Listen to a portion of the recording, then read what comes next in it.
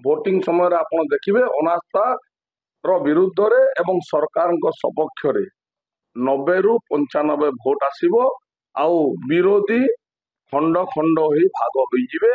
ଆଉ ଯଦି ଅନାସ୍ଥା ଆସିବ ତାହେଲେ ବିରୋଧୀ ଦଳ ସମ୍ପୂର୍ଣ୍ଣ ଭାଙ୍ଗିଯିବ। ବିଜୁ ଜନତା ଦଳ ଏବଂ ଜାତୀୟ କଂଗ୍ରେସର ଅସ୍ତିତ୍ୱ ରାଜ୍ୟରେ ହଜିଯିବ। ଭାଇ ଆପଣ ଦେଖିଥିବେ ବର୍ତ୍ତମାନ ଅନାସ୍ଥା ପ୍ରସ୍ତାବର ଚର୍ଚ୍ଚା ଚାଲିଛି ଜୋରସୋରରେ, ବିରୋଧୀ ବି କରୁଛନ୍ତି। ବିରୋଧୀ ଦେଖିବାକୁ ଗଲେ ଜାତୀୟ କଂଗ୍ରେସ କରୁଛି, ଭକ୍ତ ଦାସ କଥା ଉଠେଇଥିଲେ ଆପଣ ଜାଣିଛନ୍ତି। ଏବେ ଅରୁଣ ସାହୁ ବି ଗତକାଲି ପ୍ରେସମିଟ୍ କରି କହିଛନ୍ତି ସେଇ କଥା, ଆମେ ଦରକାର ପଡ଼ିଲେ ଅନାସ୍ଥା ପ୍ରସ୍ତାବ ଦଉ। ଏସବୁ ଭାଇ ଅନାସ୍ଥା ପ୍ରସ୍ତାବ ଭିତରେ ବିରୋଧୀ ମାନେ ଯୋଉଟା କରୁଛନ୍ତି କଣ ପଡିବ ସରକାର ଉପରେ, ସରକାର ସେଥିପାଇଁ କଣ ପଦକ୍ଷେପ ନେବେ ବୋଲି ଆପଣ ଭାବୁଛନ୍ତି? ଦେଖନ୍ତୁ, ବିରୋଧୀ ଅନାସ୍ଥା ଆଣିପାରିବେ, ତାଙ୍କର ଅଧିକାର ଅଛି। ବିରୋଧୀ ସ୍ୱର ଉତ୍ତୋଳନ କରିପାରିବେ, ସେଟା ବି ତାଙ୍କର ସମ୍ପୂର୍ଣ୍ଣ ଅଧିକାର ଅଛି। ଅନାସ୍ଥା ଯେହେତୁ ସେମାନେ ବିଧାନସଭାରେ ବିରୋଧୀ ଦଳ, ଅନାସ୍ଥା ଆଣିବାର ସମ୍ପୂର୍ଣ୍ଣ ହକ୍ ଅଛି। କଂଗ୍ରେସ ଆଣିପାରିବନି, ସଂଖ୍ୟା ତାଙ୍କ ପାଖରେ ନାହିଁ, ତାଙ୍କ ପାଖରେ ସଂଖ୍ୟା 14। କିନ୍ତୁ କଂଗ୍ରେସ ସେଥିପାଇଁ ବିଜୁ ଜନତା ଦଳର କାନ୍ଧରେ ବନ୍ଧୁକ ରଖି ଗୁଳି ଫୁଟାଇବା ପାଇଁ ଚାହୁଁଛି। ରହିଲା କଥା, କଂଗ୍ରେସ ତରଫରୁ ପିସିସି ସଭାପତି ଭକ୍ତ ବାବୁ କହିଲେ ଯେ ବିଜୁ ଜନତା ଦଳ ଯଦି ଅନାସ୍ଥା ଆଣେ ଆମେ ସମର୍ଥନ ଜଣେଇବୁ, ଯଦି ଆମେ ସମର୍ଥନ ଆଣିବୁ ତାହେଲେ ସେମାନେ ଯଦି ସମର୍ଥନ କରିବେ ଆମେ ଆଣିବୁ। ଅନାସ୍ଥା ଆଣିବାରେ କୌଣସି ଅସୁବିଧା ନାହିଁ। ସରକାର ବି କହିଛନ୍ତି, ସରକାରୀ ଦଳ ପକ୍ଷରୁ ମଧ୍ୟ ବିବୃତ୍ତି ଆସିଛି ଯେ ବିରୋଧୀ ଯଦି ଚାହିଁବେ ଅନାସ୍ଥା ଆଣିପାରିବେ, ଆମେ ପ୍ରସ୍ତୁତ ଅଛୁ ସାମ୍ନା କରିବା। ମୋର ମତାମତ ଆପଣ ଯୋଉ ମାଗୁଛନ୍ତି, ମୁଁ ମୋ ମତାମତ ହିସାବରେ କହୁଛି, ବର୍ତ୍ତମାନ ସମୟରେ ଯଦି ଅନାସ୍ଥା ହୁଏ ଫାଇଦାରେ ସରକାର ରହିବ। କାରଣ ସରକାରୀ ଦଳ ପାଖରେ ବର୍ତ୍ତମାନ ସଂଖ୍ୟା 81, ବିରୋଧୀ ଦଳ ପାଖରେ ସଂଖ୍ୟା ବର୍ତ୍ତମାନ ହେଲା 66। କିନ୍ତୁ ଯେତେବେଳେ ଭୋଟିଂ ହବ, ଅନାସ୍ଥା ଉପରେ ଭୋଟିଂ ହବ, ମୋର ପୂର୍ଣ୍ଣ ବିଶ୍ୱାସ ଅଛି ସରକାରଙ୍କ ସପକ୍ଷରେ 90 ରୁ 95 ଭୋଟ ଆସିବ। ବିଜୁ ଜନତା ଦଳ ଭିତରେ ଭିତରେ ଭାଙ୍ଗି ସାରିଛି, ଜାତୀୟ କଂଗ୍ରେସ ମଧ୍ୟ ଦିଫାଳ ହେଇକି ଅଛି। ସେଇ ଦୁଇଟି ଦଳରୁ କ୍ରସ୍ ଭୋଟିଂ ହବ ଏବଂ ସରକାର ଫାଇଦାରେ ରହିବେ। ସରକାରଙ୍କ ସପକ୍ଷରେ ଏଇ ଦୁଇ ଦଳରୁ କମ ସେ କମ 10 ଖଣ୍ଡ ଭୋଟ ଆସିବ, କ୍ରସ୍ ଭୋଟିଂ ହବ। ସରକାର 81 ଯୋଉ ସଂଖ୍ୟା ଅଛି, ଭୋଟିଂ ସମୟରେ ଆପଣ ଦେଖିବେ ଅନାସ୍ଥା ର ବିରୁଦ୍ଧରେ ଏବଂ ସରକାରଙ୍କ ସପକ୍ଷରେ 90 ରୁ 95 ଭୋଟ ଆସିବ ଆଉ ବିରୋଧୀ ଖଣ୍ଡ ଖଣ୍ଡ ହୋଇ ଭାଗ ହୋଇଯିବେ। ଆଉ ଯଦି ଅନାସ୍ଥା ଆସିବ ତାହେଲେ ବିରୋଧୀ ଦଳ ସମ୍ପୂର୍ଣ୍ଣ ଭାଙ୍ଗିଯିବ। ବିଜୁ ଜନତା ଦଳ ଏବଂ ଜାତୀୟ କଂଗ୍ରେସର ଅସ୍ତିତ୍ୱ ରାଜ୍ୟରେ ହଜିଯିବ। ଏହା କେବଳ ବାହାସ୍ଫୋଟ କଥା। ସେମାନେ ନିଜର ଅସ୍ତିତ୍ୱ ଜାହିର କରିବା ପାଇଁ, ରାଜ୍ୟରେ ନିଜର ଅସ୍ତିତ୍ୱ ଜାହିର କରିବା ପାଇଁ ବାହାସ୍ଫୋଟ ମାରୁଛନ୍ତି। ସତ୍ସାହସ ଅଛି ତ ଅନାସ୍ଥା ଆଣିକି ଦେଖନ୍ତୁ, ଯଦି ତାଙ୍କ ପାଖରେ ସତ୍ସାହସ ଅଛି ଯଥାଶୀଘ୍ର ଅନାସ୍ଥା ଆଣନ୍ତୁ। ଭାଇ ଅନାସ୍ଥା ପ୍ରସ୍ତାବ କଥା ଗଲା, ଯେତେବେଳେ ବିରୋଧୀ ମାନେ ରାଜରାସ୍ତାକୁ ଓହ୍ଲାଇ ଯୋଉ ଭାବରେ ବିରୋଧ କରୁଛନ୍ତି, ତାଙ୍କୁ ସରକାର ମୁହଁ ଚପେଇବା ପାଇଁ ତାଙ୍କୁ ହଉଛି ଯାଇକି ଆରେଷ୍ଟ କରି ପକଉଛି, ତାକୁ ଅନେଇକି ଆପଣ ଦେଖନ୍ତୁ, ଯିଏ ବିରୋଧ କଲେ ସରକାର ଆରେଷ୍ଟ କରିବ, ଏଇଟା ତ ଭୁଲ କଥା ଆଜ୍ଞା। ବିରୋଧ କରିବାର ଅଧିକାର ସମସ୍ତଙ୍କର ଅଛି। ଭାରତୀୟ ସମ୍ବିଧାନ ଅନୁଯାୟୀ ଆପଣଙ୍କର ବି ଅଛି, ମୋର ବି ଅଛି, ବିରୋଧୀ ଦଳଙ୍କର ବି ଅଛି। ସରକାରୀ ଦଳରେ ଥାଇକି ମଧ୍ୟ ଜଣେ ବିରୋଧ କରିପାରିବ ସରକାରଙ୍କ କାର୍ଯ୍ୟ। ତା ଅର୍ଥ ଏହା ନୁହେଁ ଯେ ଯିଏ ବିରୋଧ କରିବ ତାକୁ ଗିରଫ କରାଯିବ। ଯିଏ ଭୁଲ କରିବ ଦଣ୍ଡ ପାଇବ। ଯେକୌଣସି ବ୍ୟକ୍ତି ହଉନା କାହିଁକି, ଭୁଲ ଯିଏ କରିବ ସେ ଦଣ୍ଡ ପାଇବ ଏବଂ ଆଇନ ତାହା ବାଟରେ ଯିବ। ଏଇଟା ଆପଣ ଜାଣିଛନ୍ତି। ଯେଉଁମାନେ ବି ବିଗତ ଦିନରେ ଗିରଫ ହେଇଛନ୍ତି ସେମାନେ ଭୁଲ କରିଛନ୍ତି, ତାର ପ୍ରମାଣ ଅଛି, ସରକାରଙ୍କ ପାଖରେ ଅଛି, ପୋଲିସ ପ୍ରଶାସନ ପାଖରେ ଅଛି, ସେଥିପାଇଁ ସେମାନେ ଗିରଫ ହେଇଛନ୍ତି। ଯଦି ଆପଣ କହିବେ ବିରୋଧ କରିବା ପାଇଁ ଗିରଫ ହେଇଛନ୍ତି ତାହେଲେ ଭୁଲ ଜିନିଷ। ଆପଣ ଯଦି ସେୟା କହୁଛନ୍ତି, ମୁଁ ଆପଣଙ୍କୁ ବିଗତ 24 ବର୍ଷର ସରକାରର ସମୟର କଥା ବତେଇ ଦେବାକୁ ଚାହିଁବି। ଯେଉଁମାନେ ବିରୋଧ କରୁଥିଲେ ସେତେବେଳେ କୋଉ ପ୍ରକାର ପୋଲିସ ପ୍ରଶାସନ ତାଙ୍କୁ ତାଗିଦ କରୁଥିଲା ଏବଂ କୋଉ ପ୍ରକାର ତାଙ୍କ ଉପରେ ଆଚରଣ ଥିଲା ସରକାରଙ୍କ ତରଫରୁ, ସେଟା ଆପଣ ମାନେ ଦେଖିଛନ୍ତି, ମୁଁ ବି ଦେଖିଛି, ସାରା ଓଡ଼ିଶାବାସୀ ଦେଖିଛନ୍ତି। ଏବେ ରିସେଣ୍ଟଲି ଦେଖିଥିବେ କଂଗ୍ରେସ ବିରୋଧ କଲା, ତାପରେ ପରେ ତାଙ୍କର ଯୁବ ନେତା ଉଦିତ ପ୍ରଧାନ ଯୋଉ ଗଲେ ଆରେଷ୍ଟ ହୋଇ, ପୁଣି ବିଜେଡି ଯାହାକି ବିରୋଧୀ ଦଳର ମୁଖ୍ୟ ହୋଇଥିବା ବେଳେ ତାଙ୍କର କର୍ପୋରେଟର ଏବେ ଗିରଫ ହୋଇଛନ୍ତି। ଏସବୁ ଯୋଉ ଗିରଫ ହବାଟା କିଏ କିଏ କହୁଛନ୍ତି ତାଙ୍କୁ ଫସେଇ ଦିଆଯାଇଛି, କିଏ କହୁଛନ୍ତି ତାଙ୍କ କର୍ମ କରିଥିଲେ ଫଳ ଭୋଗୁଛି। ଆପଣଙ୍କର ମତଟା କଣ? ମୋ ମତାମତ ଦେଖନ୍ତୁ ଆଜ୍ଞା, ମୁଁ ପୂର୍ବରୁ କହିସାରିଛି, ଭୁଲ ଯିଏ ବି କରିବ ଦଣ୍ଡ ପାଇବ, ଭୁଲ ରାସ୍ତାରେ ଯିଏ ଯିବ ଗିରଫ ହବା ନିଶ୍ଚିତ ଅଛି। କାହିଁକି ନା ସରକାର ବର୍ତ୍ତମାନ ଶୂନ୍ୟ ସହନଶୀଳତା ନୀତି ଅବଲମ୍ବନ କରିଛନ୍ତି। ଆଉ ସେଥିରେ ଯଦି ବିଜୁ ଜନତା ଦଳର କାର୍ଯ୍ୟକର୍ତ୍ତା ହଉ କିମ୍ବା ଜାତୀୟ କଂଗ୍ରେସ ହଉ କି ଭାରତୀୟ ଜନତା ପାର୍ଟି ହଉ, ଆପଣ ବିଗତ ଦିନରେ ଦେଖିଛନ୍ତି ବିଏମସି କାର୍ଯ୍ୟାଳୟରେ ଏଡିସନାଲ କମିଶନରଙ୍କ ଉପରେ ମାଡ଼ ହେଲା। ବିଜେପିର କାର୍ଯ୍ୟକର୍ତ୍ତା, ବିଜେପିର କର୍ପୋରେଟର ମଧ୍ୟ ଗିରଫ ହେଇଥିଲେ। ତ କାହାକୁ ଦୋଷୀ କହିବା? ସରକାର ଭୁଲ କୋଉଠି କଲେ? ମୁଁ ଆପଣଙ୍କୁ ପ୍ରଶ୍ନ ପଚାରୁଛି, ବିଏମସି କାର୍ଯ୍ୟାଳୟରେ ବର୍ତ୍ତମାନର ଷ୍ଟାଣ୍ଡିଂ କର୍ପୋରେଟର, ବିଜେପିର କର୍ପୋରେଟର, ସେ ନିଜେ ଗିରଫ ହେଲେ। ତ ସେ ଭୁଲ କରିଥିଲେ, ପ୍ରମାଣ ମିଳିଲା, ସେ ଗିରଫ ହେଲେ, ଜାମିନରେ ବାହାରକୁ ଆସିଲେ। ବର୍ତ୍ତମାନ ବର୍ତ୍ତମାନ ବର୍ତ୍ତମାନ ଛାତ୍ର କଂଗ୍ରେସର ନେତା ହୁଅନ୍ତୁ କି ବିଜୁ ଜନତା ଦଳର ନେତା ହୁଅନ୍ତୁ, ସିଏ ଯଦି ଭୁଲ କରିଛନ୍ତି, ପ୍ରମାଣ ଅଛି, ଗିରଫ ହେଇଛନ୍ତି, କୋର୍ଟ ତା ଉପରେ ତାଙ୍କୁ ଦୋଷୀ କି ନିର୍ଦ୍ଦୋଷୀ ସେଟା ସାବ୍ୟସ୍ତ କରିବ। ମୁଁ ତାଙ୍କୁ ଦୋଷୀ କହିବାଟା ଠିକ ହବ ନାହିଁ କିମ୍ବା ନିର୍ଦ୍ଦୋଷ କହିବାଟା ଠିକ ହବ ନାହିଁ। କିନ୍ତୁ କିନ୍ତୁ ଯିଏ କେହି ବି ହଉ, ଭୁଲ ଯିଏ ବି କରିଛି ସିଏ ଦଣ୍ଡ ପାଇବ, ଗିରଫ। ୟା ପରେ କାହା ପାଳି? ଦେଖନ୍ତୁ, ନା ତ ବହୁତ ଉଡି ବୁଲୁଛି, ଚର୍ଚ୍ଚାରେ ବହୁତ ଲୋକ ଅଛନ୍ତି ଯୋଉମାନେ ଭୁଲ କରିଛନ୍ତି, ଲିଷ୍ଟ ଲମ୍ବା ଚଉଡା ଅଛି। ବିଗତ ଦିନରେ ଭୁଲ କରିଥିଲେ, ବର୍ତ୍ତମାନ ବି ଭୁଲ କରିଛନ୍ତି। ଗତକାଲି ପ୍ରୀତି ରଞ୍ଜନ ଘଡେଇ, ଯିଏକି ସୁକିନ୍ଦାର ପୂର୍ବତନ ବିଧାୟକ, ରାସ୍ତା ରୋକ କରିଥିଲେ, ରାସ୍ତା ଅବରୋଧ କରିଥିଲେ ଏବଂ ଲୋକଙ୍କୁ ଉସ୍କାଇଥିଲେ। ତାଙ୍କ ବିରୋଧରେ କାଲି ଏତଲା ହେଇଛି, ସେ ବି ହେଇପାରନ୍ତି। ବିଗତ 3 ଦିନ ତଳେ ବଡ଼ଚଣା ଥାନାରେ ପ୍ରଣବ ବଳବନ୍ତ ରାୟ ଥାନାକୁ ପଶି ଗୁଣ୍ଡାଗର୍ଦି କରିଥିଲେ, ସେ ବି ହେଇପାରନ୍ତି। ଆଉ କେହି ବି ହେଇପାରନ୍ତି।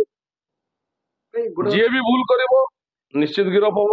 ମୋର ତ ଭରସା ଅଛି ଏଇ ସରକାର ଉପରେ, ମୋହନ ବାବୁଙ୍କ ଉପରେ। ନାଇଁ, ସରକାର ତ 14 ମାସ ହେଲା ଆସିଲାଣି। ଯଦି ଜଣେ ଜଣକୁ ଏତେ ଦିନ ଯୋଉ ସବୁବେଳେ ଦୋଷ ଲଦିଲା ଭଳିଆ ସରକାର ଲଦୁନି ତ? ବିଲକୁଲ ନୁହଁ। ଆପଣ ନିରପେକ୍ଷ ହିସାବରେ ଦେଖନ୍ତୁ, ସରକାର ବହୁତ ସୁନ୍ଦର ଚାଲିଛି, ବହୁତ ସୁନ୍ଦର ଭାବରେ ଚାଲିଛି। ସରକାର ଠିକ ରାସ୍ତାରେ ଚାଲିଛି। ବିରୋଧୀ କେବଳ ଚକ୍ରାନ୍ତ କରୁଛନ୍ତି ସରକାରକୁ ବଦନାମ କରିବା ପାଇଁ, ଅପପ୍ରଚାର କରୁଛନ୍ତି। ଯେ କେହି ଏଇଟା ପୂର୍ବ ସରକାର ନୁହଁ ଆଜ୍ଞା। ପୂର୍ବ ସରକାରରେ ଯିଏ ଦୋଷୀ ଥିଲା ସିଏ ନିର୍ଦ୍ଦୋଷ ହେଇ ବୁଲୁଥିଲା, ନିର୍ଦ୍ଦୋଷୀ ସବୁବେଳେ ଦୋଷୀର ଆଖ୍ୟା ପାଉଥିଲା ଏବଂ ଯିଏ ଭୁଲ କରୁନଥିଲା ସେଇ ଲୋକ ହିଁ ଦଣ୍ଡ ପାଉଥିଲା। ଏବଂ ଯୋଉମାନେ ଗୁଣ୍ଡାଗର୍ଦି କରୁଥିଲେ, ଯୋଉମାନେ ଦାଦାଗିରି କରୁଥିଲେ, ଯୋଉମାନେ ଭୁଲ କରୁଥିଲେ, ଯୋଉମାନେ ଦୋଷ କରୁଥିଲେ, ସେମାନେ ଆରାମରେ ଅୟାସ ଜୀବନ ବିତଉଥିଲେ। ଏଇଟା ପୂର୍ବ ସରକାର ନୁହଁ। ବର୍ତ୍ତମାନ ସମୟରେ ଯେ କେହି ବି ହଉ, ଦୋଷ ଯିଏ କରିବ ଦଣ୍ଡ ପାଇବା ନିଶ୍ଚିତ। ବଢିଆ କଥା। ପୂର୍ବ ସରକାର ନୁହଁ, ଭଲ କଥା। ଆମର ଆସିଛନ୍ତି ବର୍ତ୍ତମାନ ବିଜେପି ସରକାର, ଯାହାକି ମୋହନ ସରକାର। ଆପଣ ଦେଖୁଥିବେ, ଯଦି ମୋହନ ସରକାର ପକ୍ଷରେ ଏତେ କଳା ଚିଠା ଅଛି ପୂର୍ବତନ ବିଧାୟକ ମାନଙ୍କ ତ ଆଜି ଯାଏ ଚୁପ୍ କାହିଁ ରହିଛନ୍ତି? ସମସ୍ତଙ୍କୁ ତ ଆରେଷ୍ଟ କରି ପକାନ୍ତେ ନା। ତ କଣ ପାଇଁ ଏତେ ସମୟ କାହିଁକି ବାରମ୍ବାର ପ୍ରେସ୍ ମିଟ୍ କରି ବିଜ୍ଞପ୍ତି ଦେଇ ଯେ କହୁଛନ୍ତି ଯେ ଆମେ ଏମିତି ପୂର୍ବ ସରକାର କରିଥିଲା, ଇଏ ବିଧାୟକ କହୁଛି ପୂର୍ବ ସରକାର କରିଥିଲା, ତେଣୁ କାହିଁକି ଆକ୍ସନ, ସିଧା ଆକ୍ସନ କାହିଁକି ଯାଉ? ଆଜ୍ଞା, ପ୍ରମାଣର ଆବଶ୍ୟକତା ରହିଛି କି ନାହିଁ? ପ୍ରମାଣର ଆବଶ୍ୟକତା, ଆପଣ ଭୁଲ କରିଛନ୍ତି ବୋଲି ତାର ପ୍ରମାଣ ମତେ ଦରକାର ନା ନାହିଁ? ବିଗତ ସରକାର ସମୟରେ ତାଙ୍କର ଯୋଉ ନେତା ମନ୍ତ୍ରୀ ଯେଉଁ ସବୁ ଅପରାଧରେ ଲିପ୍ତ ଥିଲେ, ଯାହା ସବୁ ପ୍ରମାଣ ଥିଲା, ସେଇ ସମୟରେ ସେମାନେ ଯେହେତୁ ସରକାରରେ ଥିଲେ, ସେମାନେ ପୋଲିସ ପ୍ରଶାସନ, ଜିଲ୍ଲା ପ୍ରଶାସନକୁ ଲଗାଇ ସମସ୍ତ ତଥ୍ୟ ପ୍ରମାଣକୁ ନଷ୍ଟ କରିଦେଇଛନ୍ତି ଆଜ୍ଞା। ସେଥିପାଇଁ ବର୍ତ୍ତମାନ ସେମାନେ ପ୍ରମାଣ, ଯାହା ବିରୁଦ୍ଧରେ ପ୍ରମାଣ ମିଳୁଛି ତା ଉପରେ ପଦକ୍ଷେପ ନେଉଛନ୍ତି ସରକାର। ଆଗାମୀ ଦିନରେ ମଧ୍ୟ ଆହୁରି ଯାହା ଉପରେ, ସେ ଯେତେ ବଡ ନେତା ହଉନା କାହିଁକି, ସେ ଯେତେ ବଡ ପାୱାରଫୁଲ লিডର ହଉନା କାହିଁକି, ଯାହା ବିରୁଦ୍ଧରେ ବି ପ୍ରମାଣ ଆସିବ ନିଶ୍ଚିତ ରୂପରେ ତା ଉପରେ ଦଣ୍ଡବିଧାନ। ଆପଣ ଦେଖିଥିବେ କିଛି ଦିନ ତଳେ ଯେତେବେଳେ ପୂର୍ବତନ ସରକାର ଥିଲା, ଅର୍ଚ୍ଚନା ନାଗ ବୋଲି ଜଣେ ନାରୀ, ସାଧାରଣ ନାରୀ ବୋଲି କୁହନ୍ତି, ସେ ନାରୀ ନେତ୍ରୀ ନୁହନ୍ତି କି ଅଭିନେତ୍ରୀ ନୁହନ୍ତି, କିନ୍ତୁ ତାଙ୍କ ସହିତ ଦେଖିଥିବେ ବହୁତ ବଡ ବଡ ଲୋକମାନଙ୍କ ସହିତ ଫଟୋ ବି ଭାଇରାଲ ହେଇଥିଲା ଏବଂ ସେ ଗିରଫ ହେଇଥିଲା। ଗିରଫ ହବାରୁ ଯେବେ ପରେ ପରେ ଏବେ କିଛି ଦିନ ତଳେ ଦେଖିଥିବେ ପ୍ରେସ୍ ମିଟ୍ କରିଥିଲେ। ପ୍ରେସ୍ ମିଟ୍ କଲା ପରେ କିଛି ଜଣଙ୍କ ନାଁ ନେଇଥିଲେ, କହିଥିଲେ କି ମୁଁ ତାଙ୍କୁ ସବୁ ଇଏ କରେଇବି। ଠିକ କିଛି ଦିନ ପରେ ଦେଖିବେ କି ଅମରେଶ ଜେନା ଆରେଷ୍ଟ ହେଲା। ଅମରେଶ ଜେନା ଆରେଷ୍ଟ ହବା ପରେ ଅମରେଶ ଜେନା କହୁଛନ୍ତି ମତେ ଅର୍ଚ୍ଚନା ନାଗ ଫସେଇଦେଲା। ଏଇଟା କଣ ଫସେଇଦେଲା? ତ ପୁଣି ତାଙ୍କର ଭିଡିଓ ବି ଭାଇରାଲ ଅଛି। ତାହେଲେ ଏଇଟା କୋଉଟା ସତ? କିଏ କହୁଛି ସତ? ଅମରେଶ ଜେନା କହୁଛନ୍ତି ସତ ନା ଅର୍ଚ୍ଚନା ନାଗ କହୁଛନ୍ତି? ଦେଖନ୍ତୁ, ନା ମୁଁ ଅର୍ଚ୍ଚନା ନାଗଙ୍କ ବାବଦରେ କିଛି କହିବାକୁ ଚାହିଁବି, ନା ମୁଁ ଅମରେଶ ଜେନାଙ୍କ ବାବଦରେ କିଛି କହିବାକୁ ଚାହିଁବି। ମୁଁ ଆପଣ ଯୋଉ ପ୍ରଥମ ପ୍ରଶ୍ନ କଲେ ସିଏ କୌଣସି ନେତ୍ରୀ ନୁହନ୍ତି କି କୌଣସି ପ୍ରଶାସନିକ ଅଧିକାରୀ ନୁହନ୍ତି। ତାଙ୍କ ପାଖକୁ କାହିଁକି ଏତେ ବଡ ବଡ ନେତା ଯାଉଥିଲେ? ସେଇ ବଡ ବଡ ନେତାଙ୍କ ପାଖରେ ଯାଇ ବୁମ୍ ଲଗାନ୍ତୁ, ତାଙ୍କୁ ପଚାରନ୍ତୁ ସେମାନେ ଅର୍ଚ୍ଚନା ନାୟକଙ୍କ ପାଖକୁ କାହିଁକି ଯାଉଥିଲେ, ସେମାନେ ଅର୍ଚ୍ଚନା ନାୟକକୁ କାହିଁକି ଫସେଇଲେ, ସେମାନେ ଅର୍ଚ୍ଚନା ନାୟକକୁ କାହିଁକି ଗିରଫ କରେଇଲେ। ତା ଭିତର ତଥ୍ୟକୁ ପଶିବାକୁ ଚାହାନ୍ତୁ, ସେ ଭିତରେ ରହସ୍ୟ କଣ ଅଛି ଜାଣିବାକୁ ଚାହାନ୍ତୁ। ଆଉ ରହିଲା କଥା, ଆପଣ ଯୋଉ ଦ୍ୱିତୀୟ ପ୍ରଶ୍ନଟି କଲେ, ଅମରେଶ ଜେନା କହୁଛନ୍ତି ମତେ ଫସେଇ ଦିଆଯାଇଛି, ଆଉ ଗୋଟେ ଭିଡିଓ ଭାଇରାଲ ହଉଛି। ନାବାଳିକା ସହିତ ପ୍ରେମ। କଥା ହେଲା ପ୍ରମାଣ ଯୋଉଠି ଅଛି, ପ୍ରମାଣକୁ ଆମେ ସତ୍ୟ ବୋଲି ଭାବିବା।